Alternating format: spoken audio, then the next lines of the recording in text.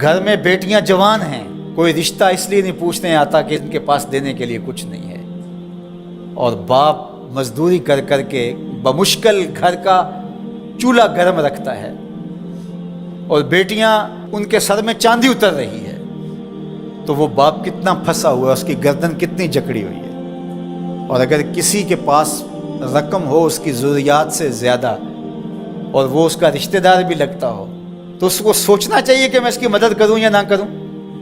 اس کو کیلکولیٹر لے کے حساب کرنا چاہیے کہ یہ میرا بھائی ہے، یہ میرا بھانجا ہے، یہ میرا بھتیجا ہے، یہ میرے چچا کا بیٹا ہے، یہ میری پھوپھی کا بیٹا ہے، یہ پھنسا ہے، اس کی بیٹیاں جوان ہیں، کوئی وسیلہ ہی نہیں ہے، بمشکل گھر کے اندر کھانا پورا ہوتا ہے، اور بیٹیاں گھر کی دہلیز میں بوڑھی ہو رہی ہیں، اور اس کے پاس دولت کے انبار ہیں، اور یہ سوچے گا۔ اللہ فرماتا ہے یہاں بغیر سوچنے کے چھلانگ لگانی پڑے گی، یہاں نفع نقصان نہیں دیکھنا پڑے گا، یہاں کساد بازاری کا نہیں سوچنا پڑے گا۔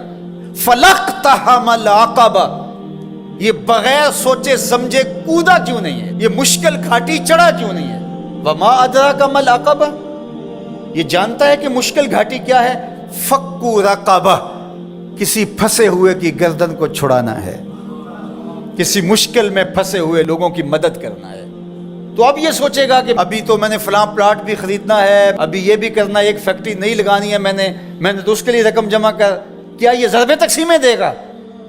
کہا اگر اسلام کا نور سینے میں اترا ہوا ہے تو اپنے بھائی کی مصیبت کو دیکھ لے گا جب، اور وہ جانتا ہے یہ واقعی پھنسا ہوا ہے، تو پھر اس گھاٹی میں چھلانگ لگاتے ہوئے وہ دائیں بائیں نہیں دیکھے گا، وہ فوراً چڑھ دوڑے گا اور فوراً فیصلہ کرے گا تاکہ دکھی کو مصیبت سے نکال سکے۔ فَكُّ رَقَبَةٍ، کسی پھنسے ہوئے کی گردن کو چھڑانا ہے، کسی مشکل میں پھنسے ہوئے لوگوں کی مدد کرنا ہے۔ او اطعام فی یوم ذی مسغبہ، یا بھوک کے دن کھانا کھلانا ہے۔ لاک ڈاؤن لگ گیا، لوگ ترس گئے، فاقے آ گئے، گھر میں بہت پڑا ہوا ہے، تو یہ سوچا جائے گا کہ میں نے تو 3 سال کے لیے رکھا ہے، اور یہ بندہ ریڑیاں رگڑ کے مر رہا ہے، اگر میں اس کو دے دیا تو 3 سال کے بعد تو میرے پاس کچھ نہیں ہوگا۔ یہ بات سوچنے کی نہیں تھی کہ 3 سال بعد میرے پاس کیا ہوگا۔ قرآن کا جو اسلوب ہے، قرآن جو ہمیں زندگی سکھاتا ہے وہ یہ ہے کہ یہاں سوچنا نہیں، تمہیں عقل سے سوچ کے کام لینا، یہ بہت مرحلے ہیں، کہیں عقل کو پیچھے کرنا پڑتا ہے۔ اقبال نے کہا تھا بہتر ہے کہ دل کے پاس رہے چراغ عقل، بہتر ہے کہ دل کے پاس رہے چراغ عقل، لیکن کبھی کبھی سے تنہا بھی چھوڑ دے۔ کبھی ایسا بھی موقع آتا ہے کہ پھر اس کو پیچھے کرنا پڑتا ہے۔ یہ اپنا نفع نقصان، اپنی ضربیں تقسیمیں نہیں کرنی ہوتی کہ میں نے تو 3 سال کا بجٹ رکھا ہے اور ہمسایہ فاقوں سے مر رہا ہے، اور بندہ کے سال کے میرے تو پورے ہیں، وہ یوں جمع تقسیم کرتا رہے۔ یہ مشکل گھاٹی ہے، تو کہا اس کو یہ مشکل گھاٹی چڑھنا ہوگا۔ وما ادراک ما العقبہ، جانتے ہو مشکل گھاٹی کیا ہے؟ فک رقبہ، کسی پھنسے ہوئے کی گردن کو چھڑانا ہے۔ او اطعام فی یوم ذی مسغبہ، بھوک کے دن کسی کو کھانا کھلانا ہے۔ یتیما ذا مقربہ، کسی قریبی یتیم کی مدد کرنا ہے۔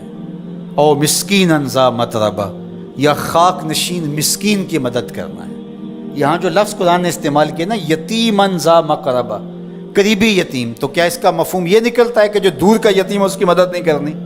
نہیں، بلکہ علماء تفسیر نے یہاں نقطہ بیان کیا کہ بندہ دور پار کے یتیموں اور غریبوں کی مدد کرتا ہے، اور ان کی تصویریں بھی کھنچوا لیتا ہے دورے موجود میں، اور داد بھی لے لیتا ہے، اور سخی بن کے سامنے آ جاتا ہے۔ لیکن یتیم خاندان کے اندر ہو تو ان کی مدد کر کے بندہ نمائش نہیں کر سکتا کہ میں نے اپنے بھتیجے بھانجے کے ساتھ یہ کیا ہے۔ جو بندہ نفس کا غلام بن جاتا ہے اس کے لیے مشکل ہو جاتا ہے۔ تو اس لیے اللہ تعالیٰ نے یہاں جو لفظ بیان فرمایا، یتیما ذا مقربہ، قریبی یتیم کی مدد کرنا، او مسکینا ذا متربہ، یا خاک نشین مسکین کی مدد کرنا۔ کچھ لوگ، انہیں پتہ ہے ہماری ہمسائیگی کے اندر ان کے ہاں نان شبینہ بھی نہیں ہے، تو وہاں جو ہے وہ مہینے میں 500 روپیہ دیں گے، اور 500 روپیہ دے کے یہ سمجھیں گے کہ ہم نے حق ادا کر دیا۔ ان کی ضرورت کو آپ نے پورا کرنا تھا۔ مختلف لوگوں کو تو آپ کروڑوں روپے بانٹ رہے ہو، اور آپ کی فیکٹری میں جو ملازمت کر رہے ہیں آپ ان میں کتنوں کو جانتے ہو کہ مشکل سے اس 15,000 روپے سے اس کا گھر چلتا ہے، اور اس کی بہنیں جوان ہیں، اور یہ بیچارہ اوور ٹائم بھی لگاتا ہے، پھر بھی گھر کا خرچہ پورا نہیں ہوتا۔ تو تم باہر جو کروڑوں روپے دے رہے ہو، تو بہتر نہیں تھا کہ اپنے اس مزدور کی تم مدد کر دیتے؟ اللہ ہم سب کو سورہ البلد کے مضامین پر غور و تأمل کی توفیق